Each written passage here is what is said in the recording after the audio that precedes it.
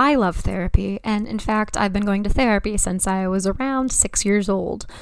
Though I talk about therapy a lot and may interview some therapists on the show on occasion, nothing that is said in this podcast should be considered a replacement for therapy. If you are struggling, I urge you to please seek guidance from a therapist because you are absolutely worth it.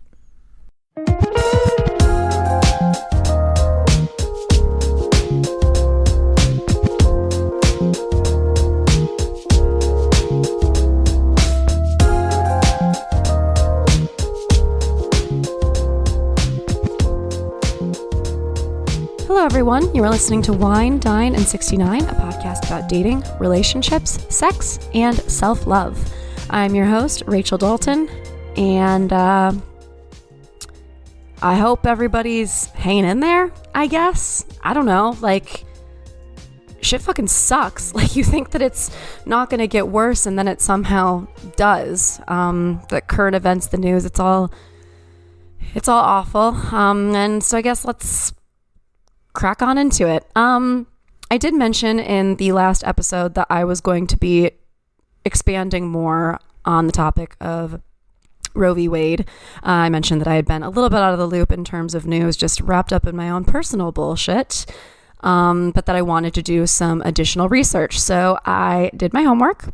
And in addition to finding some great resources, which I will talk about in a minute, I also learned quite a bit about the original Roe v. Wade case, which, of course, I studied in history, in AP US history, but I didn't, everything is very cursory when you're going over it at that time. I learned a lot about Jane Roe, who actually is Norma McCorvey, and her life. It sounds like she was a very troubled person. There's a really fascinating article that I'll link to from the Washington Post that was published actually on my birthday in 2020 about how she actually, for a brief period of time, went in the other direction and spoke out against abortion for a period of time.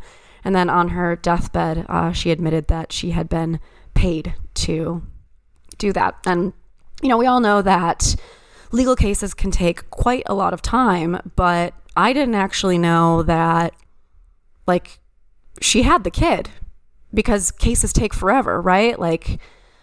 So she had the kid, and the child of Roe v. Wade did an article, or was featured in an article, kind of talking about her experience of being the Roe baby and what that has been like for her. So that's all very fascinating, and I will link it in the episode notes.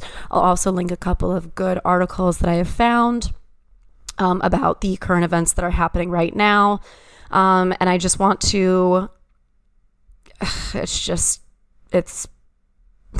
really fucking bad.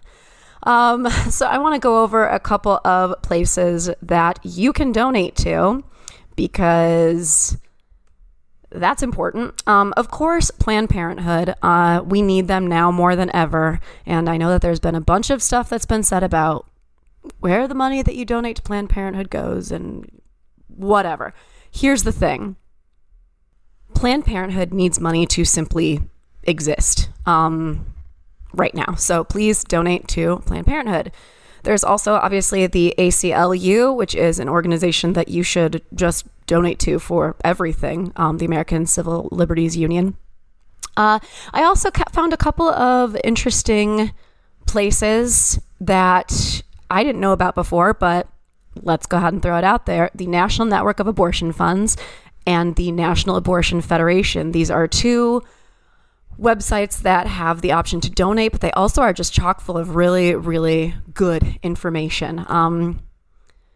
The news is really scary, and there's a lot of wild stuff out there. And I don't know what's going to happen next. I don't know that anybody really does, but it's scary. And if you can, please donate. And if you can't, there are other ways too. I just recently sent out letters to all of my representatives. So that's something that can easily be done. And you know what? There has to be like a template that you can get online. You know what? I'm going to go and look for one of those. And if I can find one, I'm going to put it in the episode notes too. So even if you can't donate like monetarily, it really it does not take a lot of effort to, print off the template, add your own little note, sign it, and, pay the postage to get it sent off. The best thing that we can do is like make a lot of noise. And so, look, I'm not the best activist. I go through, jags of being really good at it and then getting caught up in my own personal shit. I think everybody can relate to that. So if anybody has any additional things, go ahead and send them to me. But this is what I have found. I think it's also very important to point out that in the time since the last episode release, there have been 3 mass shootings in the United States, which is really difficult.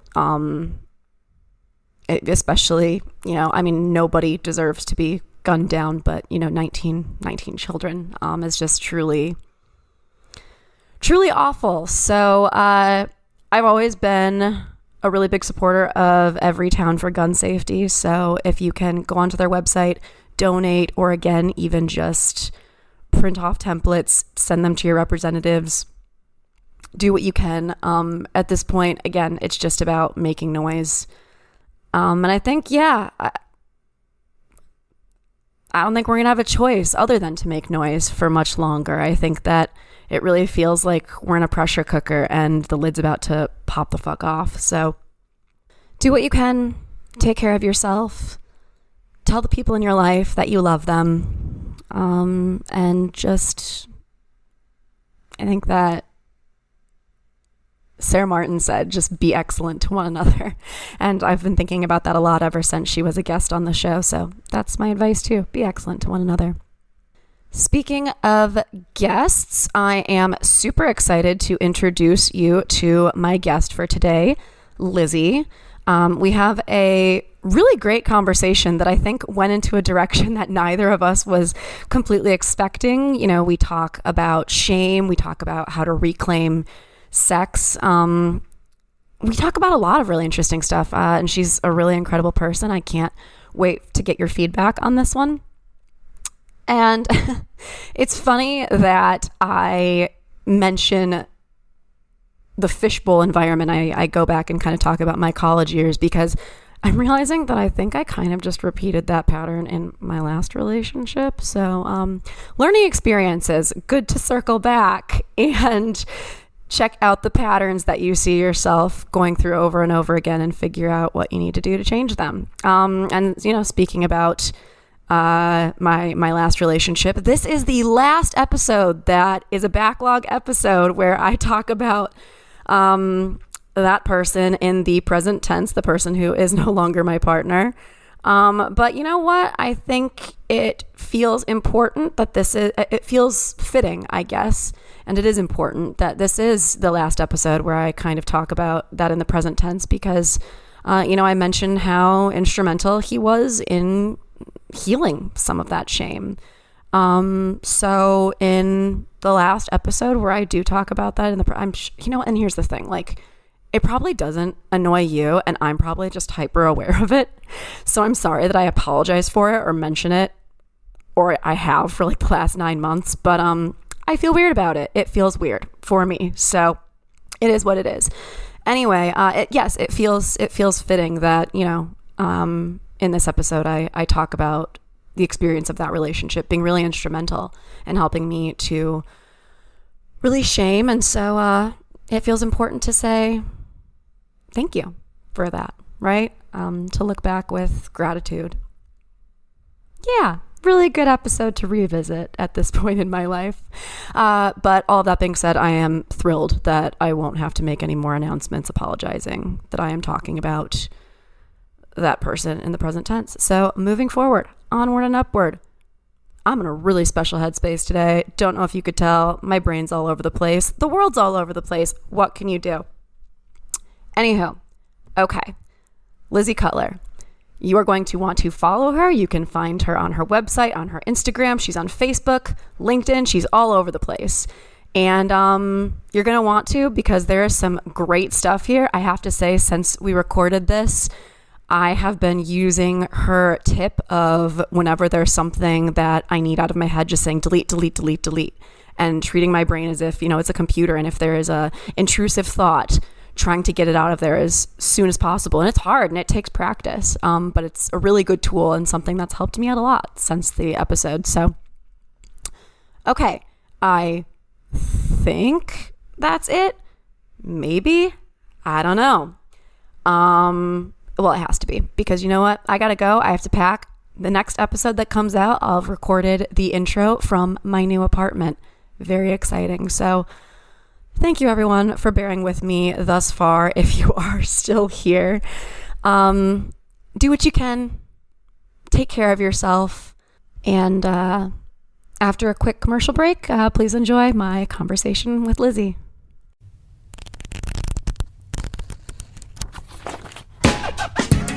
Calling all citizens of Halcyon City. The newest generation of heroes are now painting the pages of Delinquent Comics, an actual play podcast in the game world of Masks, a new generation. Join our heroes as they struggle to build a team and save the city. Can Titan escape the shadow of his mentor burnout? Is Soul's overwhelming power too dangerous to control? Will Muse discover her past? And how does White Knight stomach all those strange snacks? Listen to Delinquent Comics to find out at allportsopen.com, Spotify, iTunes, or wherever podcasts are found. New issues become available to all citizens every other Monday.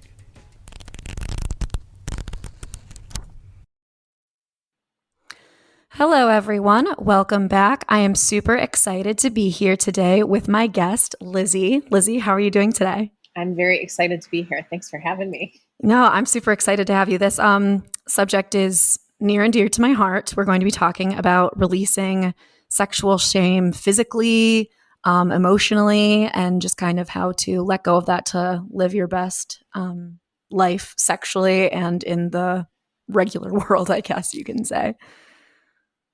In the real world. In the real world. Yeah. Yes. Okay. Yeah, this is very exciting for me. I have dealt with shame pretty much my entire life because as a young person, I think like 3 or 4, I started masturbating very early. Okay. And I didn't know that doing it in public was bad. Mm-hmm. And so I had to have a number of conversations with my parents and still didn't really get it. And I got teased a lot. And yeah, that's something that I kind of carried like from a very young age. But a lot of people experience sexual shame as they get older. So why don't you just kind of start with telling me a little bit about like who you are and what you do and how you got into this work? Okay, so first of all, I have a million questions about how you were masturbating as a little girl. And so we're going to need to circle back on that. But Okay. that is fascinating to me. And I actually have a friend who was dealing with a similar issue and like didn't want to stop her daughter, but also needed her to not be doing it in the classroom. Right. So I get it. Yep. So I am an energy worker and I started in a more, well, not that that's traditional, but started in a more traditional path of being able to sense where people were stuck mentally and physically and feel where those sort of energetic blocks were, and then show them how to shift it. So a lot of clients would come to me as really busy professional working people and say, I am not going to quit my job and I'm not going to stop talking to my mom and I'm not going to leave my partner, but these things are driving me insane. How do I change it? And we would sort of shift around that. So I always like to say, if you're not going to change the stressor, how do you change your response to it? Right. Okay. And through that work, I was recognizing in myself and with a lot of my clients that so much of our sexual health was still shut down while we were trying to open up and create, more money or better relationships or more flow in our life. And yet we were completely ignoring the almighty orgasm and what was happening sort of in our lower chakras. And so by digging into that piece of it, I started seeing my life open up and I started being able to help other people go through the same route. So I created an online course called Get Into Your Groove. And it really is about helping women understand how the blocks happened, how the shame was programmed in, and then how to delete it and really tap into that inner power that is just there for the taking. And we've just sort of been taught to keep it locked down for all these years. Yeah. Yeah. I was just having a conversation with somebody where I talked about how when you are a child and you're brought into the world, you are unscathed, you are pure. And then all of these different things get put on back to you. And so, a spiritual journey or a journey of, trying to release shame and to come into your power really is less about like learning and it's more about unlearning. 100%. And that's really what the work that I do in the one-on-one work is all about, finding that old programming that's still firing beneath the system that we don't even realize it's there because it was put in when we were so little. Mm-hmm. That now as adults, we've never known adult life without that thinking in the background. And so it sometimes takes somebody else to say like, hey, what's this thing that's right here? And it's like, oh my God, my mom used to say that when I was 3. I didn't even realize that was there. Right. No, totally. Yeah. Well, how do people kind of generally find you and how do you start working with them? Like, do you ask them a bunch of questions to get a sense of where they're coming from? And you said that you're an energy worker, so you just are able to kind of hone in on where those blocks are, right? Yeah, I do a few different things. Marketing has never really been my forte. And so I just sort of have the gift of gab. So being out and about was always how my business grew. And I've been lucky in that I'm not afraid to talk about what I do and I don't have any shame around what I do. And so I'm able to, I've always offered people like, let's have a conversation before we agree to work together. Because if my voice annoys you, it's not going to work. Right. Like, if we're not in the right flow, it's not going to happen. So let's have a conversation. Let me explain what I do, tell you more about it, and then kind of figure out, are you best for the one-on-one work? Are you better for a course? Are you good for the group energy clearings that I do? Like, what feels good to you? And then I like the client to trust themselves. So if you're intrigued by something, lean into that. And I think that when we're talking about something so personal as like dealing with programming or our sensuality and our sexuality and anything like that, for some people, they would prefer one-on-one. And for a lot of women, I realized the one-on-one stuff was too intense, especially when we're talking about releasing shame and releasing judgment. Sure. Yeah. If saying the word pussy makes you cringe, then let's go back to the beginning and let me meet you where you are. And if you don't want me staring at you while we're doing this work, here's this online platform where you can just listen. No one's looking at you. And then schedule a call with me or email me when you do have questions. And let's do it that way. Oh, okay. So it's a little more like self-taught in that like they don't have to be there, physically or over Zoom, I suppose, with you and having that vulnerability of another person. They can at least feel like it's something that they're doing on their own. Because when I was first starting to do this work and I would look around, even just reading the books, I was like, oh my God, that word makes me cringe. And I realized I'm literally clenching as I read the word pussy. And it took me a long time to be able to say it and getting over the word slut and what did I think about it and what was my judgment around it and what did I think of myself as I was divorced and dating again and what was I allowed to say and what was I not supposed to say and where was I being performative and all these things were kind of flooding me. And it was like, okay, if I can go through this, then once I'm through it, I would love to be able to share the info I found. And that's really what this is about for me is like, let me share the info. Let me give you all the different tips and tools that worked for me. And then pick the ones that did and leave the rest behind. Mm-hmm.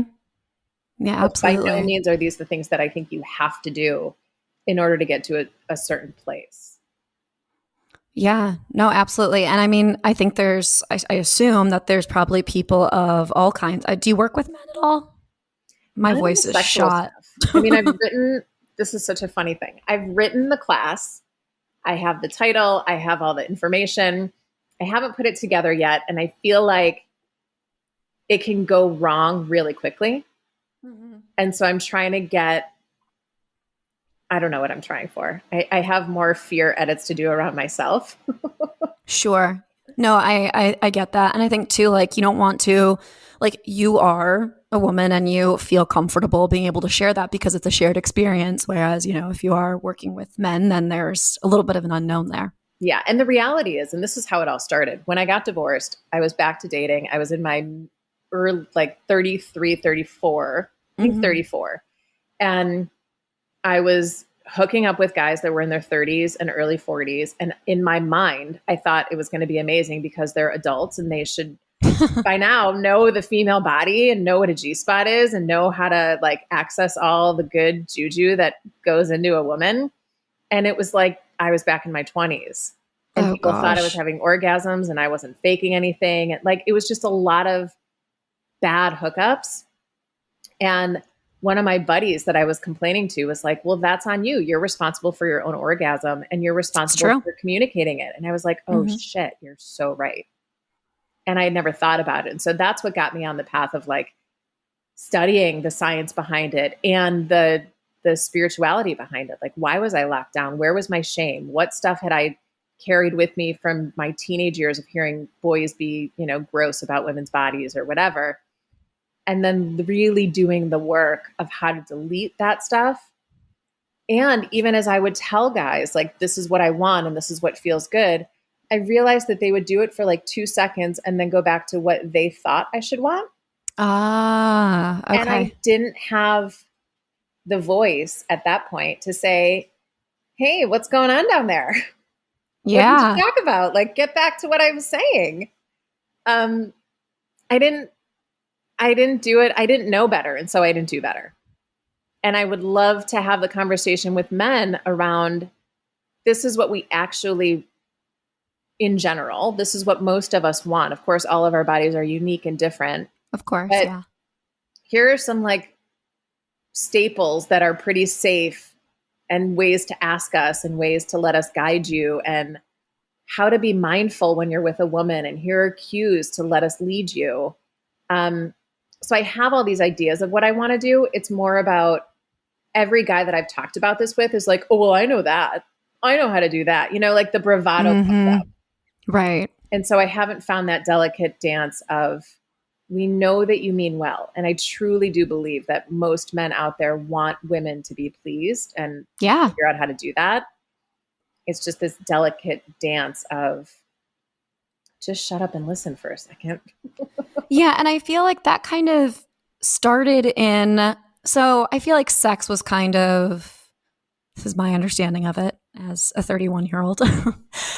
So I haven't been around for like some of the time periods that I'm about to talk to. But first it kind of was this thing that was done to procreate. And then it became this thing that was assumed that it was for a male's pleasure and that women didn't really like it all that much. My partner even told me at one point, he was like, yeah, I grew up thinking that like women just did it for men and they don't actually like it. Wow. And you know, when he went to college, that changed, luckily. But yeah, and now I feel like maybe in the 90s, 2000s, I was not having sex in that time period, but I digress. I feel like that's when kind of it shifted and it went from this male bravado of, you know, women have sex to please men to actually having a little bit more of a focus on women's pleasure. And now I think it's actually, like you said, men really, they want to please a woman. They do. And I find it fascinating that I really, even some of my male friends have mentioned that that's kind of where the shift happened for them, that there really was this change in like culture and the way that that culture views women's pleasure. Yeah, I certainly think we're allowed to talk about it more. And I think, you know, I one of the words that always like sort of comes up for me before I was doing this work was the idea of being performative for whatever guy I was in front of. Yep. And never being taught. I mean, my parents were open about sex and wanted us to always have our pleasure and all of that. But like, obviously I didn't want my parents to, nor did they sit down and say like, here's how to find your orgasm. Right. Right. So like, sure, I knew how to do it for myself, but I didn't know how to. I thought that men were going to teach me how to have these other crazy kind of orgasms. And that wasn't fair to them. And I don't think that anyone is really, well, maybe now they are, but I don't think that anybody was really talking about like, this is how to have the conversation, and this is how to find these spots, and this is how to get yourself in a place that you're comfortable finding those spots. And I think that's the key. And that's what I try to talk to with my course is, okay, let's start at the very beginning of why this is essential, how to do it, and then how to bring a partner in. Okay. Right? So how do those steps work? So I think first we have to start with getting over the shame and doing whatever tangible tools work for you to start releasing. Like for me, I remember kind of thinking, my belly isn't perfectly flat, so no one's going to want to see me naked. Or I'm now 41 years old. Like when I lay on my back, my boobs do not sit on my chest. And certain things about our bodies that I had to get over feeling like they were supposed to be anything other than what they were. And for me, it meant standing in the mirror and literally waiting until I could find 5 things every day, 5 different things that I loved about my physical body. I give that advice to people all the time. It's so hard and it's so impactful. Yeah. And I say, if it's the same thing, like if it's something as small as, for me, I like have this beauty mark right next to my mouth. And for a really long time, that's what I focused on. Yeah. It's just about learning how to talk to yourself in that kind way. Yeah, totally. And changing the mindset and starting there. And, I remember hearing, I think it was in high school, some guy was talking about how he went down on a girl and it tasted like salty eggplant. And I was like, that's disgusting. Like, yeah, that's horrible that that's what I taste like. And some guy's going to taste that. And it wasn't until later that I heard a man say, there is nothing that tastes or smells better to me than a woman that I want to please. There's nothing in this world. Everything else in the world goes quiet, and all I can focus on is this gorgeous creature in front of me. And I was like, oh, so if you're with a man who loves women, that's what they feel. Yeah. How incredible is that? Like, so for me, it was really walking myself through the steps of, where's my block? What am I telling myself? What is the negative thought that comes up? And if I were sitting across from my sister or one of my best friends, what would I say to her? And I would literally like make a list of the different shitty, rude, awful things that I was saying about myself and my body, and then countering it. And so now I'm more aware when they come up. It's not that they stop ever coming up, but when they come up, I'm able to catch myself before I go too far down that rabbit hole of shame and think like, okay, am I supposed to smell like a summer's breeze, or am I supposed to smell like vagina? Right. Let's get over it, right? Like how much of this is marketing? Like my thighs aren't supposed to touch all of a sudden. When did thigh gap become a thing? Oh my God. Yeah, I know. It's completely ridiculous. Yeah. And so I stop and think like, is this really a thing, or is this something that like some marketing person put on me? Yeah. No, I think that that's completely true. I mean, you have like 12-year-olds looking at getting labiaplasty because they're looking at porn and how, they think that vagina should look. And yeah, I had a guy once tell me, I think I mentioned this in an earlier episode, I had a guy once tell me that I had like a roast beef vagina. Yeah. That bothered me for a really fucking long time. And then I was like, you know what? You're lucky to be there, sir. 100%. Yeah. So I remember Howard right once talking about roast beef. And I was like, oh my God, one of my labia is bigger than the other. Do I need to have this cut? Ugh. And then I was like, what did you just say? What are you talking about? They are, and this is what whenever, somebody, one of my friends talks to me, or, somebody I'm talking to for a podcast, I'm just like, no, they are lucky to be there. You are a goddess, and like, they're getting laid. So. And by the way, like I've never had a guy thankfully, I've never been naked with a guy who has said something negative about my body. Mm-hmm. I've been with men who like, to your point, are grateful to be there. And there was one guy who I heard talk shit about me afterwards. And I was in college and I totally went into the shame spiral, and I should have known better, and I should have done better, and I should be better, and I should, all the shoulds started coming out. And then it took me a minute to be like, hold on, fuck you. Like as if you're some Adonis. Right. And so I had to like shore myself back up and recognize that I was willing to take that as gospel And then I had to delete it. And I literally will hear people saying negative things about women now. And in my head, I'm saying delete, delete, delete. That's a good tip. So it's about like being mindful about what facts are you taking on that are just some jackass's opinion.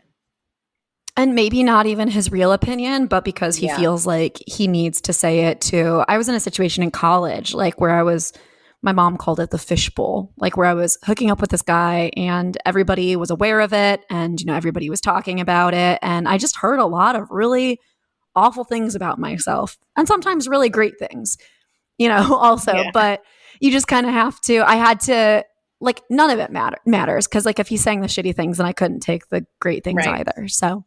Right. Yeah. It's like crazy how those things are programmed in. And even years later, I'm like, oh yeah, that thing that, that guy said that one time. And then I'm like, no, like, fuck that guy. Like, right. And the reality is it wouldn't matter to us if we didn't believe it somewhere in ourselves.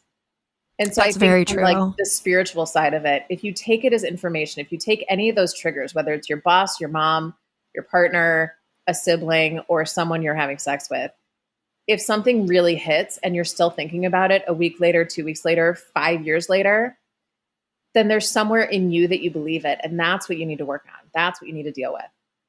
Totally. So like go in and write down, what are those triggers? Like, do I have a roast beef vagina?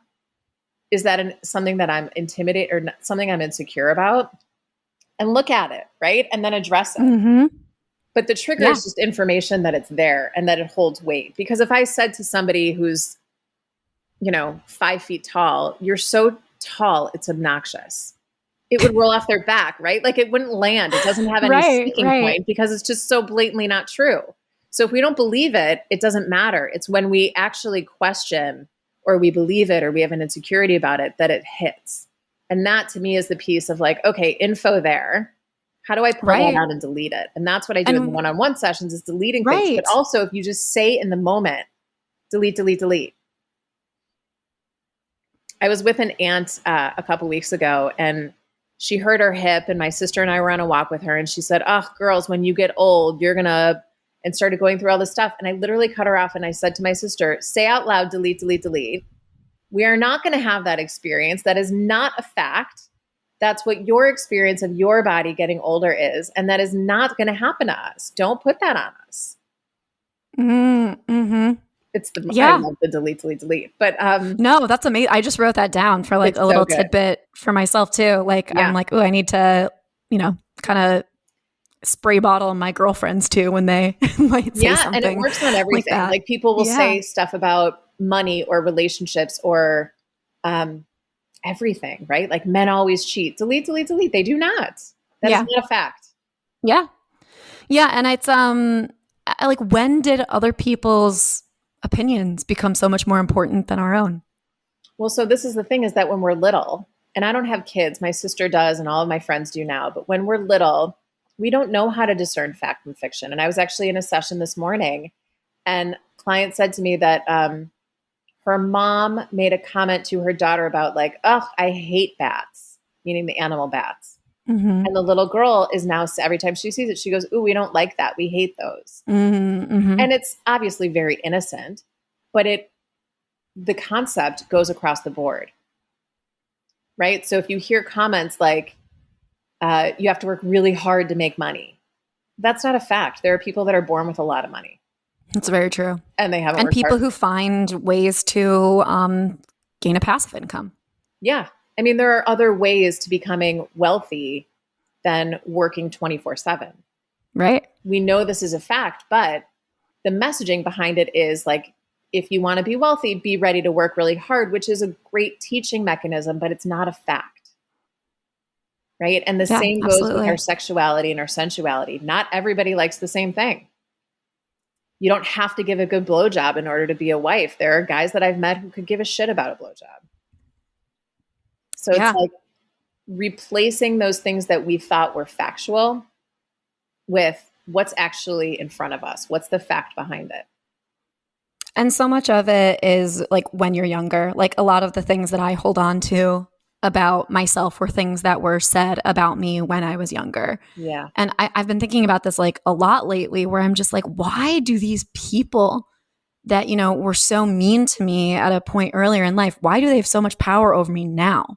Like, why? It's just such a pivotal age. Yeah. And you're at such a, I mean, I myself was a people pleaser, like, but yeah, you just want to please and you want to be liked, and it's poison. So for you as a people pleaser, was sex a lot about pleasing the partner? So yeah, I guess it was. Like, I've been thinking a lot about lately why I started this podcast almost a year ago. And part of it is my own journey in I have some, you know, shame and trauma. And part of this podcast is like a giant fuck you to that, because there were a lot of people who wanted to make me uncomfortable by feeling sexually empowered. And this is By like you kind of being like sexually empowered or them being sexually empowered? by me. Like they wanted me to feel bad, and they wanted to take the power from me. Yeah. And they needed to feel smaller in order for them to feel bigger. Exactly. Yeah. Exactly. And so, like for me, a lot of my shame is around like listening to that too much. And yeah, I mean, like I read, like, I feel like a lot of girls read how to give a good blowjob, how to give a good hand job. I don't know if guys read about how to give good head or not. Right. I have no idea. But like, yeah, I really like learning how to give a good blowjob was like a really big priority for me. Mm-hmm. And I didn't really think about my pleasure. And, you know, kind of circling back to like the masturbation thing, a big thing for me has been when you learn how to make yourself orgasm clitorally from such a young age, how do you replicate, like when you're so good at doing it that it's like clockwork, you can do it immediately. Like, how do you have good sex? How do you communicate with that to somebody when you can do it so much easier by yourself? And like, you know, they're not going to get the pressure, the placement right. It's so specific, you know, et cetera, et cetera. So that's kind of been like, I've just focused so much on pleasing the other person because of my people pleasing tendencies. Yeah. So here's a big thing that I've been trying to figure out how to communicate better.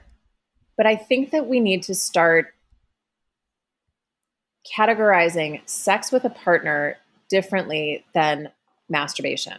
100%. That's a big realization that I had to come to. Yeah. And I think that sex with a partner is about intimacy and connection and vulnerability and sharing that space. And of course, creating pleasure for each partner. But masturbation to me is like an essential part. Like I wouldn't go more than 12 hours without brushing my teeth. I wouldn't not drink water. I won't not eat vegetables. I won't do all these things because of the health of my body and brain. And yet no one ever taught me that by having specific kinds of orgasms, not just clitoral, but like vaginal orgasms will release this flood of hormones that will make me feel better. And it'll make me think clearer. And it'll let me know that I do have power and I do have a voice. And it'll get everything else in line so that I can manifest more money and I can create better business practices and more people in my life that support me and love me. And like, I've just gone through a week of hell with my dog who's been sick. And oh no, I think, she's going to get better, hopefully. Oh gosh. But she is my life and, you know, my love. And I was not turned on or horny or thinking about masturbating whatsoever, and kind of realized at one point, all right, it's been a lot of days now. I had a meltdown. I cried my eyes out. I let the sadness move through me and the helplessness move through me. Then I was like, what can I do to pull myself out of this nightmare of pain? And I was like, I have to give myself crazy orgasms in order to try to pull out of the hole. Endorphins. It's an endorphin rush. Yeah. And my boyfriend, whenever I'm really stressed out, he's like, I think you need to come over here and just get a good dicking and then you'll feel better. Yeah. Yeah. And but like, it's true. Yes, the good dicking, but also to have that for yourself. Totally. I think is huge, right? Because to your point, when we're with somebody else, we're thinking about like, are you pleased? Is it the right pressure? Is it the right spot? Do I want you like on top of me sweating? Sometimes, but maybe right now, no. Right. And so being alone is like, you're always going to hit the right spot at the right time with the right pressure. Yep. And that's empowering. And so to know that I have the access, it's like the, when we see on movies or like when someone's in the hospital and they have the morphine button, Like I can hit my happiness button when I need to, how I need to, no matter as like fast or slow as I want it to be. And I think Yeah, that's the piece that we absolutely. need to be teaching young women is yes, great dick is great dick. And a great hookup is so fucking fun. And you can do it for yourself. Yep. No, 100%. Absolutely. And I think that's like such an integral part of releasing shame is maybe it's not going to be easy to go to a partner right away. Like, I mean, Yeah. I imagine you work with sexual assault survivors. I Yeah. imagine that you work with, people who maybe were raised in religious upbringings or, might be part of the LGBTQ plus community. There's a certain amount of self-work that you have to do before it's, comfortable being Yeah. with a partner. I imagine specifically for sexual assault. Really, like my course, the end of it is about, okay, now how to communicate with a partner. Because Mm-hmm. the reality of getting into your groove and turning yourself on and being the best sex of your life is about you pleasing you. And for me, again, that had to start with how many times did I say yes when I meant no? How many times did I not listen to what my pussy wanted, but do what I thought was easier or would just like end the night faster or betray my body Yeah. based on what I thought I was supposed to be doing and being performative and saying, yes, that feels good when no, that Yep. actually really fucking hurts. Yeah. No, I completely have been there. Yeah. And I I know don't know any exactly woman the who thing you're talking hasn't, about. which is what's so Yeah. sad to me. Yeah. I mean, I'm remembering this one time a few years back when I had told a guy that I didn't want to have sex. And then it just became clear through the course of the evening that my life would be a lot easier if I just agreed to it. God.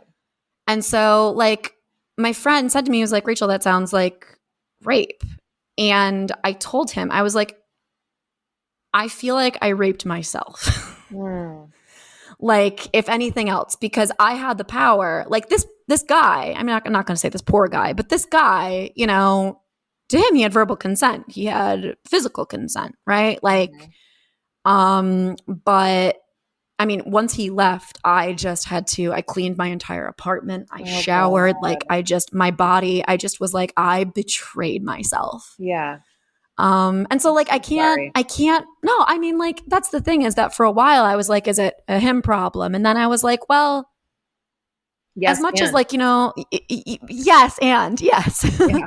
like Yes, as and. much as, maybe the original no is more important than any yeses that come afterwards. Mhm. I think that like for me, it was very much an experience of betraying myself and saying, like you said, saying yes when I meant no and continuing when I didn't want to. So Yeah. didn't expect that story to come up, but there we are. I'm glad you shared it and I appreciate you sharing it. And I also just want to point out that that could be true in relationships, whether you're married or dating, Absolutely. where I know it comes up of like, ugh, I haven't had sex with him in so long, I should.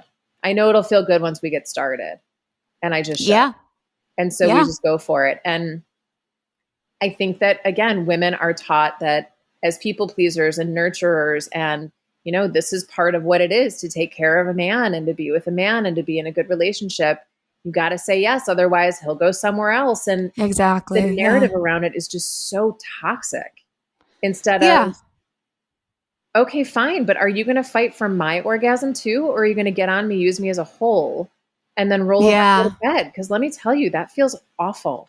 It really does. It really, really does. And I mean, luckily I'm with a partner now who, we're just kind of like, oh, like, I mean, we've been together for a while now. So we haven't done one of these in a while, but it would just be like a date of like, let's experiment, let's try things, like what feels good, what, and that has been, I mean, he was very instrumental because actually the experience that I just spoke about happened about 4 months before I met him. Wow. And he was extremely instrumental in helping to let go of a lot of that sexual shame, like not just, from that previous experience, which quite honestly, I wasn't all that upset about. Like I'd been through a lot at that point. Like I was 28, I think. Yeah. But I think the problem there is that we're taught it's kind of our fault. Right? Yeah. Like it's not, to your point, like I just think this is such a sticky, tricky, awful subject because I think a lot of women have been in your shoes. And Oh, again, totally. married or not, like when we like roll our eyes and sort of concede when we've already said no, but you keep pushing, we know you're bigger and we know you're stronger and we know you're louder and we know that the confrontation is intimidating to us and it's intimidating. And so we just say yes and go along with it because it seems like the safer option. Totally. Yep. And then Yeah, we leave 100%. and we blame and judge ourselves and replay the story of like, well, I guess I could have left. I actually think, oh God, I'm going to blank on it now. Oh, The Morning Show with Jennifer Oh, Aniston yes. and Reese Yes. did an amazing job capturing that. Amazing. And it was, I was clenching my vagina the whole time I was watching it and wanted to fast forward and force myself to watch it. But you know, that thing of like, could I have said no and left? Yes. But my body froze. And I don't really know why my body froze, but my body froze. Well, because that's what our bodies do. It's fight, flight, or freeze. And no one talks about freeze. Yeah. And our bodies freeze. And then we leave and we're like, I don't know what the fuck just happened. How did that just happen? Yeah. Like, well, Yeah. because your animal brain went into what's the safest and most likely option of us getting out of here is to say yes and go with the flow. And it'll just take a few minutes and then we can leave. Yeah. I mean, hopefully it only takes a few minutes. Right. And then you're left with the trauma. Yeah. No, absolutely. By the way, this was so not where I thought this conversation was going to go. But I'm glad that we are having it because for anyone listening, ladies and gentlemen, ladies, it's not your fault. And gentlemen, if you're not getting a hard yes, it's a no. Yeah, it's like a fuck yes or like a Right. But yeah, It's either we're I like- know exactly what you're talking about. We're like gripping the back of your neck and we can't kiss you hard enough and we're climbing all over you. Or it's a no. Yeah. Like, Yeah. Yeah, I think the first episode of this podcast, my former co-host and I talked about our sex ed experiences yeah. and how my sex ed experience covered sexual assault in that it said, don't rape because if you rape, this is the prison sentence that you'll face. Come on. I guess it's also interesting to know, I just got a news alert that Bill Cosby is being released from prison. Get out on Yeah. both of those fronts. Yeah. So, Jesus. but okay. So I'm veering back to the Okay. sexual shame piece. If somebody has had, so kind of like you just did where, you know, I was like, oh yeah, like, you know, it kind of felt like I betrayed myself. Right. And like, I imagine that talking through kind of what we just did is very much a first step of releasing that sexual shame. Well, what comes next? What comes after that? There are multiple times a week where I will literally put my hand on my vagina, ask her how she feels, ask her what she wants, apologize for any time that my mouth said yes when she was saying no, tell her how beautiful she is, tell her how much I honor, how much pleasure she gives me. I worship her. And I love will, it's like it's a practice that I've gotten into of like really truly honoring the goddess within without sounding so cliche and cheesy. No, I love it though. I mean, like sex is like as a woman, sex is, I've always viewed it as like very powerful because like for me, one of my biggest, the people that I love the most in life is Anne Boleyn, historical figure. And Yeah. I just love this idea of like sex is power. Sex is a way to like bring men down to their knees, you know, but it's also power of you, power within. Yeah. Like, I mean, it creates life. Like it's incredible as a And like woman. the connection that can happen between two people when you're making love to somebody that you love. Yeah. And it's great and you're connected and that energetic force that happens. And I try to really create that with myself when I'm by myself. Absolutely. And so I think part of the healing is, you know, like you would heal any kind of relationship, apologize, ask forgiveness, and then commit to not doing it again and doing your best to not let it happen again and slowly rebuilding trust. I think that, you know, when it comes to our pussies, like it's gotta you gotta show up. Right. Like, and pay attention to it. Like, it's not just like a part of I love that, you say you talk to it. And I can go days without even remembering that it's a thing. I'll like look at it when I'm peeing, or like, I'll wash it when I'm showering. But just like, I realize that's a big thing that I'm working on right now, is just awareness that it exists. And that like, if I breathe in, one of my guests a few weeks ago said like, breathe into it. Yeah. And I was like, oh yeah, like, there's such an easy way. Yeah. So the 2 books that I recommend and that I like use in my course are, the first one is called Pussy by Regena Thomashauer, is I think how you say her last name. And she actually talks about like asking a yes, no from your pussy. So like, do you want to wear this today? Do you want to do this? Do you want to go here? Do you want to eat this? Do you want to drink that wine? What is it that she wants all day long? And then the other book that I love is called Vagina by These Naomi. are 2 books I haven't heard of before. I have read so many of these books, but I haven't heard of these before. Pussy is awesome. Okay. And it's very like not Mama Tribe, but like Woman Tribe. I am Goddess, hear me roar. Oh, I love this. Yeah. Amazing. And Vagina is much more, I'm looking up the author because I can't, it's Naomi. It's much more scientific. Naomi Wolf. Okay. So it's more about like the science behind it. And for the sake of what I think most women coming to me are showing up with, and by the way, I am totally open to working with men. It's just more in a one-on-one setting than I don't have a group course for them. Sure. I mean, eventually, in theory, enough of them will come to you that there'll be a space for that. Yeah. I've already named it. It's called Be the Best Sex of Her Life, since men already think that they're great in bed. Like, be the guy that we always remember, which we want. Yeah. But I think for me, it was really important to understand like the mechanics and my brain and the science behind it, as well as the spiritual side of like, why does my brain need to be so connected? And why, if someone pays me a compliment, do I feel my pussy automatically open up, versus if I hear someone talk shit about another woman in the room, it closes up? Like, what's the science behind that? And those 2 books break that down. And I try to like pick out the pieces and throw that into the course so that you understand, like, if I'm with a partner and I hear him saying something poor or something negative about somebody, I can gently say like, hey, that's not going to serve us later. Can you pay attention and like say nice things about the women around you and be a mensch and like be the guy that builds all women up and is here to support and champion women? Because that's going to be a lot hotter. Absolutely. It's like when you go out on a date with somebody and they start talking, this goes for both men and women, but if they start talking about all of their crazy exes, like the common denominator might be them. Right. Well, right. And what are you going to say about me? Exactly. I walk away. Yeah. No, there's nothing less attractive than that. So I think by talking to her and by apologizing and asking forgiveness, and then, not to say that I'm always going to be perfect, but I'm certainly more aware. And I've had moments where it was like, oh, I could hook up right now. I know this person doesn't generally hit the mark for me, but maybe I'll just give in, and why not? And then I'll think like, no, walk the walk. Like, don't do it if you know it's not going to feel good. No.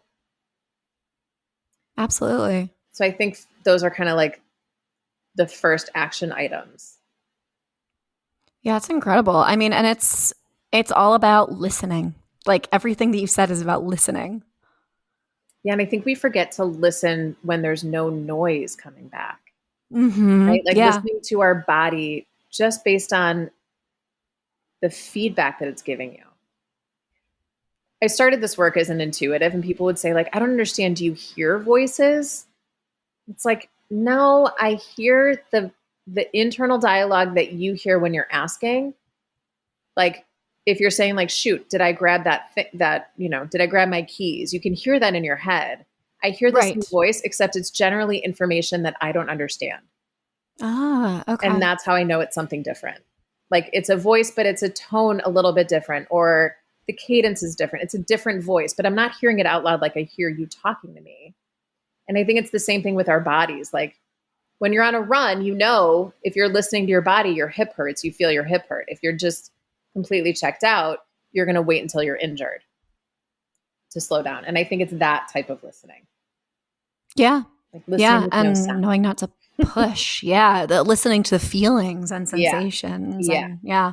Which is only going to behoove you in the long run when you are having sex with a partner. So Yeah. I did have a question. You talked about chakras a little bit before. And is that like any work that you do? It's something that I'm kind of starting to look into a little bit. Yeah. So So I try not to scare people away with the woo woo. I love the woo woo. It's so fun. And it's so tangible. Like it's so actionable.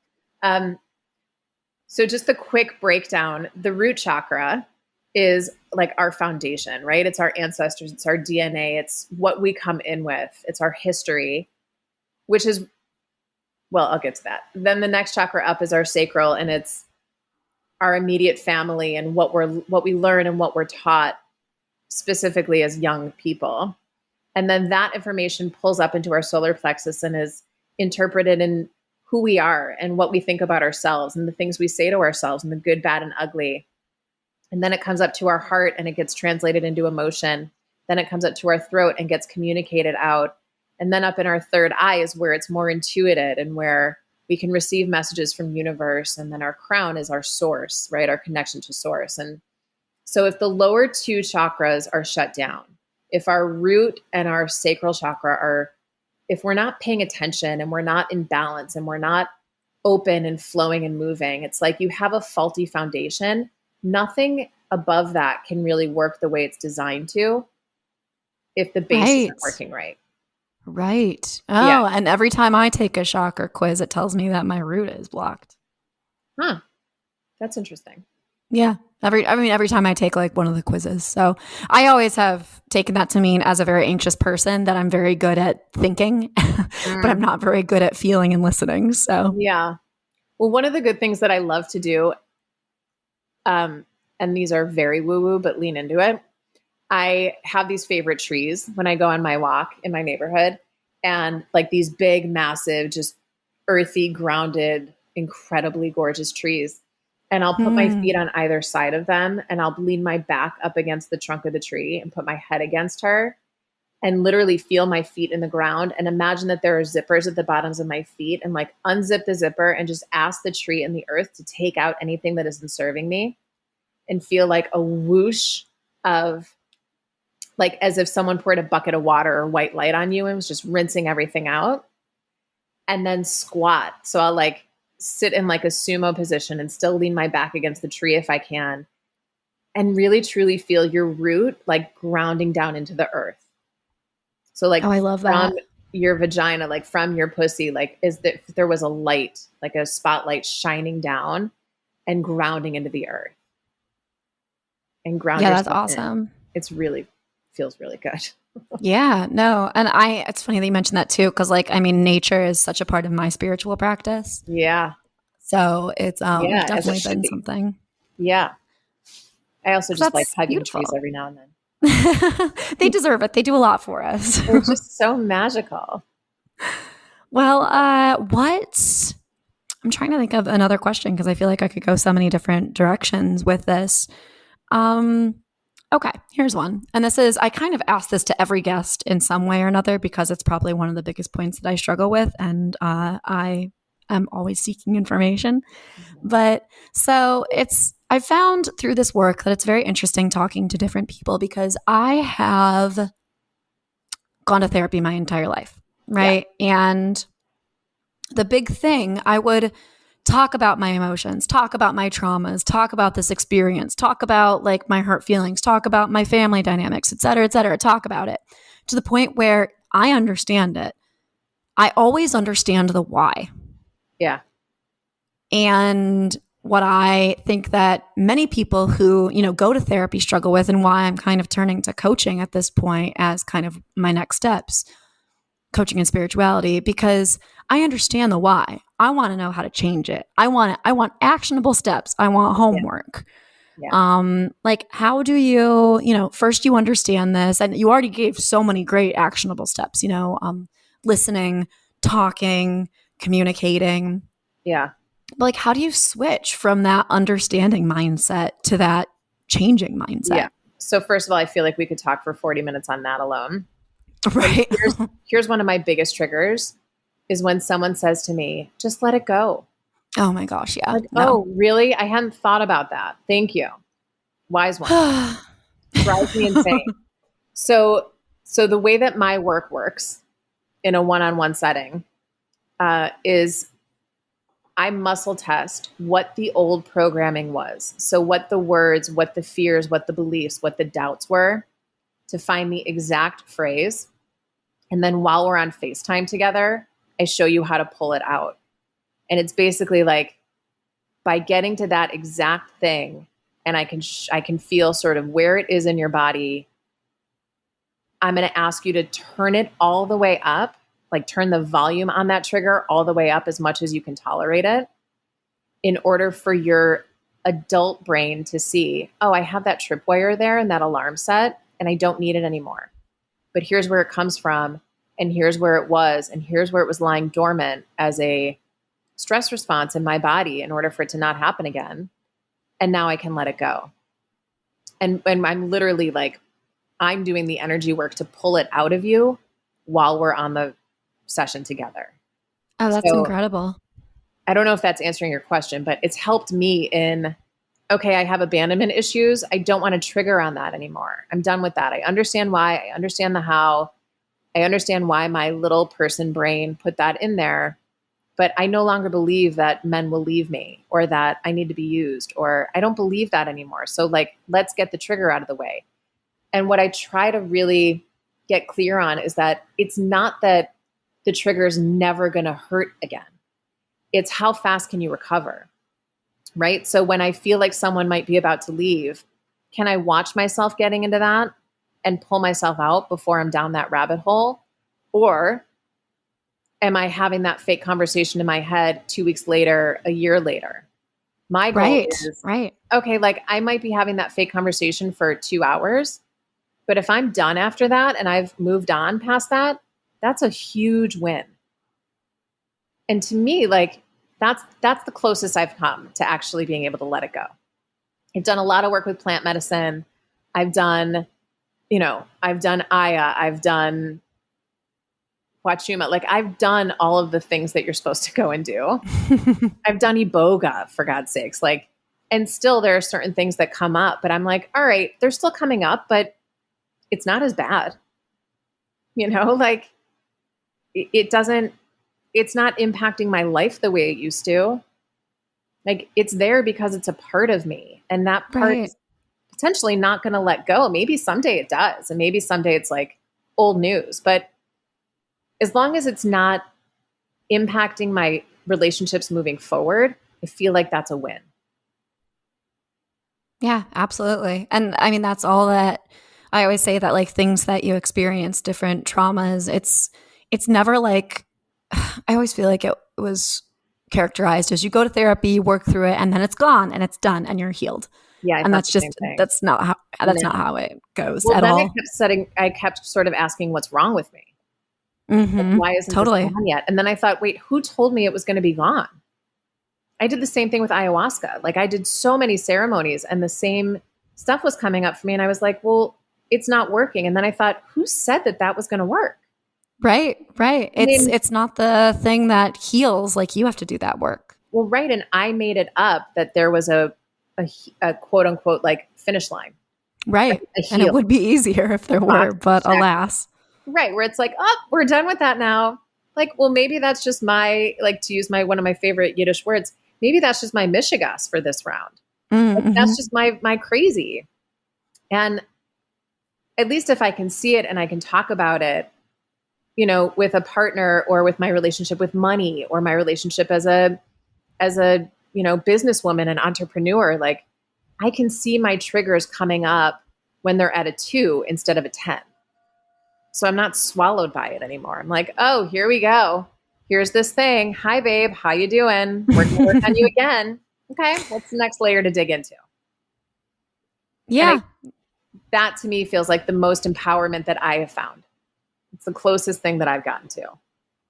Yeah. And I think that, there are so many people who can benefit from, that work and that, it's just there's so many people who are dealing with shame in some way, shape, or form, who are dealing with trauma in some way, shape, or form. And like I said, like at the beginning, like we're all children trying to get back to that childhood state in some way or another. Yeah. And I think that a lot of the hard part is, whether it's talking about our sexual health or just normal life, if you can change the way you're responding to the trigger, like if you can leave the trigger, of course, leave the trigger, right? If you can quit your job or you can leave whoever the person is that's driving you nuts, sure.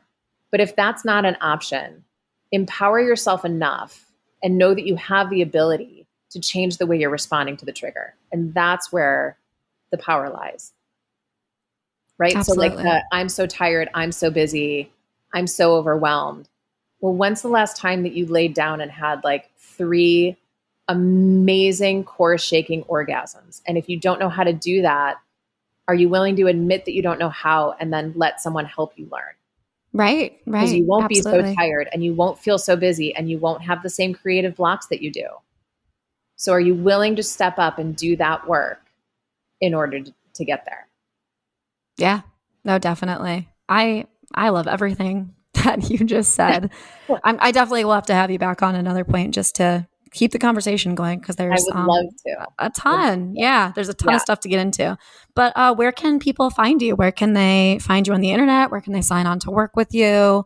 Read more about you and your work. My website is lizzicutler.com, LIZZICUTLER. And same on Instagram at Lizzi Cutler. Please, please, please feel free. Email me on my website. If you have questions and you just want to have a conversation, let's have a conversation. If I'm not the right fit for you, I know a lot of other people in this space that are doing the work. I used to teach yoga and I would always say to people, before you buy a 10-pack, let's do one and make sure that we vibe. Yeah, absolutely. So like, just reach out if you're interested in doing this kind of work and don't know anything about it. I have a couple of videos on my website that explain more about what I do and how the work works. Everything I do is always on FaceTime or Zoom. It always has been, in the sense that in a one-on-one session, whatever we're talking about, you're going to be more comfortable on your couch in your bed, and I'm going to be more comfortable on mine. So that's never been an issue. And so yeah, Instagram and my website, lizzicutler.com. But please reach out and let's just chat. And if I can't help you, I might know people that can. Absolutely. Lizzi, thank you so much for being here today and for, chatting and being vulnerable and, standing witness to me being vulnerable. Thank you for doing what you're doing. I got to really commend you at 31 years old. You are a badass, babe. Oh, thank you so much. This yeah, is that's awesome. Amazing to hear. Yeah. Thank you. You should really be proud of yourself for what you're doing. Thank you. Yeah, I'm exhausted, but it is totally worth it. Good. Well, if there's anything I can do to help with that exhaustion, let me help because you don't need to be. Absolutely. All right, everybody. Thank you so much for listening. This has been Wine, Dine, and 69. I am your host, Rachel Dalton, here with Lizzi Cutler. And check her out. And let's keep talking.